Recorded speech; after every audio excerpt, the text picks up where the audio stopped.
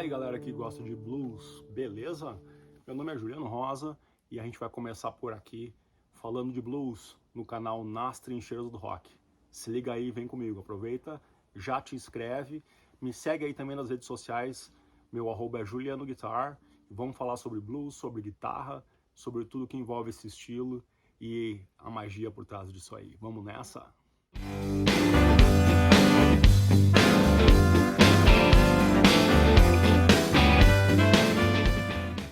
Buenas galera, já deu o teu like aí, já te inscreveu no canal, então vamos falar de blues. Afinal de contas, o que é o blues, né? Esse estilo musical que influenciou a música do mundo, né? Influencia até hoje tudo que a gente ouve aí de música pop, rock em geral, tudo isso aí foi influenciado pelo blues, né? Veio do blues, vamos dizer assim, né? Mas afinal de contas, o que é o blues, né? Para a galera aqui que ainda não conhece bem o estilo, a gente vai estar falando, debatendo, trazendo ideias aí, discussões sobre isso, porque é um assunto muito polêmico, né?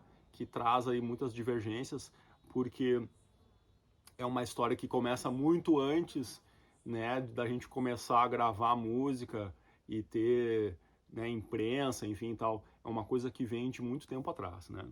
Então eu vou começar lá do início falando o que eu sei, o que eu ouvi. E o que a gente sabe, né, é que o blues ele é muito mais do que a música, né, gente? O blues é a cultura de um povo, né? Tem uma questão aí social e cultural muito importante aí sobre isso. Então não é só um estilo musical, não é só uma escala, né, uma sequência harmônica, uma levada, né, tal. Ele é muito mais do que isso, né? Essa cultura, né, do blues é que originou a música, né, que é conhecida como blues, né, o estilo musical. E esse estilo, então, essa música, ela surgiu nos Estados Unidos, né? E quando a gente pesquisa sobre isso, a gente vai encontrar que o blues começou a aparecer, né, por volta de 1863, que é a data da abolição da escravatura nos Estados Unidos, né? Então, a partir dessa data, os descendentes de africanos que foram levados para os Estados Unidos, né, como escravos, né, foram levados da África para os Estados Unidos. Essa história todo mundo já conhece, né, uma história nefasta da nossa história aí. E essa turma, então, né, sempre foi muito rica em cultura, né, cara, e eles foram levados para esse outro país, né, para trabalhos forçados.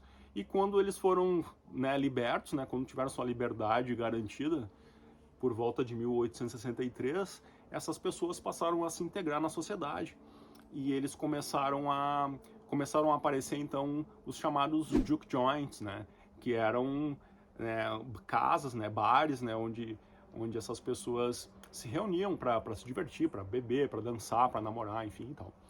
E era nesses juke joints que a música que era tocada por essas pessoas começou a aparecer, né? E esse estilo musical, então, ficou conhecido como blues, né?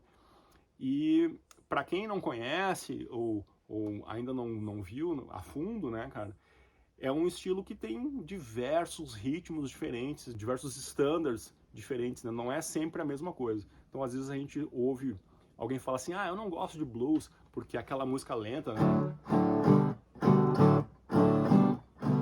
Cara, blues não é só isso, tá? Blues vai muito além disso, tá?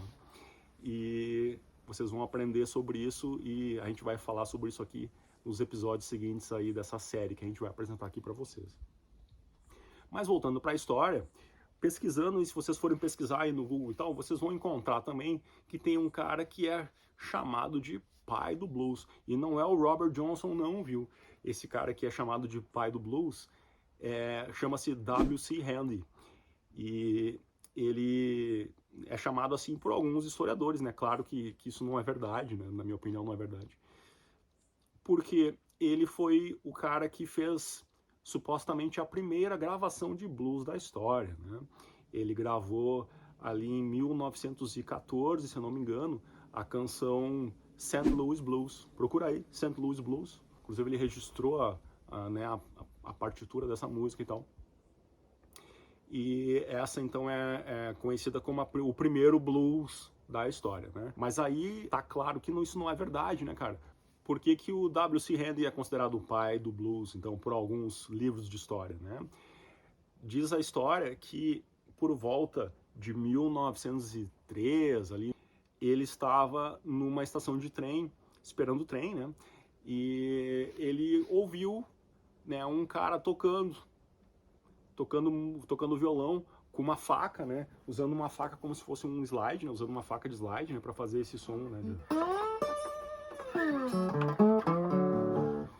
Ele estava usando uma faca tocando violão e ele estava tocando uma música, né? Que é um blues, óbvio. E na música ele cantava, né? Que I'm going where the Southern cross the dog, né? Que é um belo trocadilho de palavras, mas na verdade o que ele quer dizer é que ele está indo, né? Onde a Southern cruza o Dog. E o que é isso, né? A Southern é o nome de uma ferrovia e a Dog era o nome de outra ferrovia. E em algum momento elas se cruzam, né? E essa encruzilhada férrea, né? Era um cruzamento famoso, né? Muito conhecido e muito, né? Que era muito frequente passar por ali para essas pessoas que viajavam para essa região, né? E o W.C. Handy então ouviu essa pessoa tocando essa música, ele ficou encantado, né, cara? Ele ficou assistindo o cara tocar lá, e como ele era músico, né, um cara estudado, né, uma pessoa que estudou música, escrevia peças para, né, para bandas, para orquestras, enfim, ele ficou com aquela melodia na cabeça dele e, né, óbvio, que ele escreveu uma música com aquelas, né, com aquelas melodias, com aquelas notas, né, parecidas e tal. E foi aí que surgiu, então, o primeiro blues da história, né? Mas aí há controvérsias, então, né? Aí a gente imagina por que que o W.C. Handy gostou tanto, assim, daquela música, né? Já que ele era um cara estudado, né? Que conhecia a música do mundo e ouviu ali uma pessoa pobre, sem estudo, tocando uma música. Por que que aquela música era tão maravilhosa, né? Tão incrível, tão diferente, né? Uma das coisas que diferencia o blues de outros estilos, né, é que normalmente as notas, as escalas, a harmonia que a gente utiliza, ela não é padrão, né? Ela foge do convencional, né, do que a gente chama de sistema musical europeu, né, ocidental, onde a gente tem algumas regras, né, de harmonia e tal. E o blues, ele foge dessa regra, que eu não vou entrar hoje aqui nessa questão, nós vamos falar mais pra frente sobre isso, né. Mas, então, isso que torna, né, o estilo musical tão peculiar e diferente, e é por isso que a gente ouve essas melodias, não tem como negar, né, que essas melodias estão aí na música popular, no rock em geral, porque são aquelas notas, né. E aí, quando a gente fala disso, né, nós estamos falando de 1863, quando, né, os juke joints começaram a aparecer. Isso, daqui a pouquinho isso vai fazer 200 anos, né, gente? Né, mas muito antes disso, né, vocês acham que essas pessoas que foram escravizadas, que elas não cantavam, não tinham essas músicas na cabeça delas muito antes disso? Claro que sim, né, cara, né? Então, essas melodias, elas vêm, elas são passadas de ouvido para ouvido, né, de pai para filho, né, é uma coisa assim que vem de muito tempo atrás, né. Só que aconteceu um fenômeno interessante, né, que então quando essas pessoas foram libertas, né, por volta aí de 1860 e poucos, elas estavam na sociedade, então, e, cara, elas tinham, então, começaram a trabalhar e ter acesso às coisas, né, e os instrumentos musicais que eram mais fáceis de encontrar e mais baratos, né, que se podia chegar, assim, numa loja de armazém, num armazém geral, né, que tu chegava lá, comprava uma enxada, comprava uma bala, comprava farinha, tinha um violão pendurado lá, uma guitarra, né, aqui no Brasil a gente chama de violão, né, mas o nome correto do instrumento é guitarra, né? A guitarra acústica, o violão pendurado na parede lá, o cara comprava lá por, sei lá, $2, $5, sei lá quantos. E além da guitarra, o que a gente chama aqui no Brasil de gaita de boca, né, a harmônica, também era um outro instrumento muito comum, né, de se encontrar. E foram esses dois instrumentos, né, a guitarra e a harmônica, que a mistura, né, do som desses instrumentos com as melodias que essas pessoas tinham na sua cabeça, né, da sua cultura, da sua história, é que originaram, então, esses sons, né, que a gente gosta, que a gente ouve do blues e tal, e que influenciaram a música do mundo inteiro.